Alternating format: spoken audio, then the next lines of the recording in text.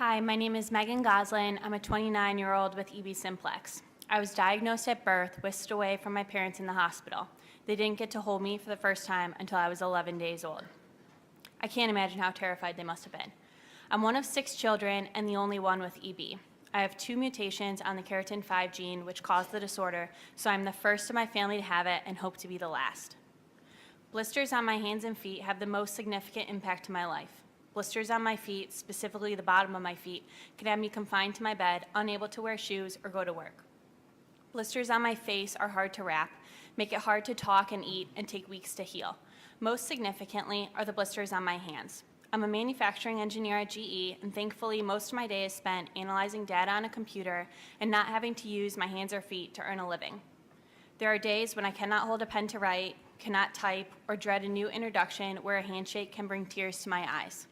On days like this, I rely heavily on my husband, family, and coworkers to do simple tasks for me, which at times is humiliating. As an adult, I've had to ask my mom to pull up and button my pants after going to the bathroom. I've asked my husband on countless occasions to comb my hair after a shower or turn the doorknob on our front door so I can enter the house. I've asked complete strangers to tie my shoes or open a twist-off cap on a water bottle for me. Daily tasks like driving, gardening, washing the dishes, and cleaning the house come to a complete standstill when I'm experiencing a rash of blisters on my hands. The most frustrating aspect of my EB is when it interferes with me being a mom. Do you know how some people were born for a specific role or job in life? Maybe your calling is a doctor or an artist. Mine is being a mom. I have a beautiful 2-year-old daughter who, thank God, is EB-free. My hardest days with EB started when I was a mom.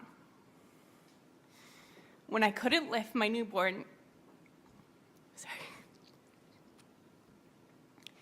When I couldn't lift my newborn out of the crib or hold the bottle to feed her because my hands were too blistered.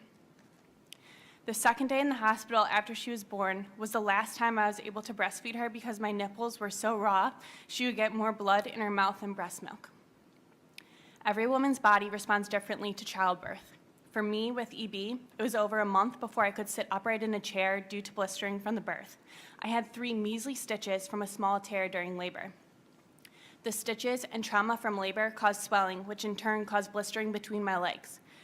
It was 2 months before I was fully healed and scarred and I could wear pants again. The fabric, fit, and inseams would have continuously sheared my tender skin day after day. As a child, my blisters often got infected and were very painful. I didn't understand the triggers or when to stop specific activities to minimize the effects of EB. My EB improved during puberty, but took a setback during high school and college. I believe this happened because of stress and not eating properly. My early 20s were the best time for my EB. I finally understood the importance of staying hydrated, setting my house to a specific temperature, and limiting time outside. I became pregnant at age 26, and my skin seemed to improve while I was pregnant.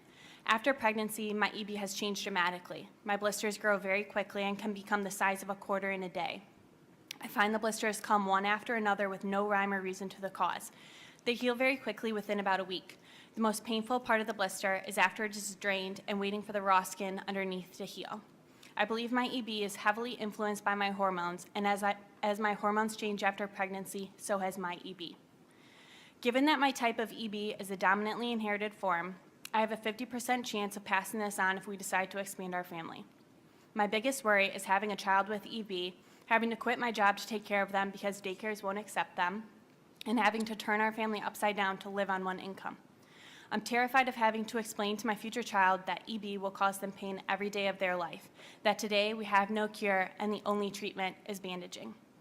EB makes you feel lonely. It's lonely because it's so hard to explain to someone who doesn't have EB how it impacts everything you do and how it makes people look at you differently. It feels lonely when someone can't relate to what you're going through. The first time I met someone else with EB, I was in my mid-20s. As a child and young adult, I hid my EB and wanted to be normal. As an adult, I understand why sharing my experiences and being open about my condition can help us find a treatment and ultimately a cure. I look forward to a world where EB does not exist.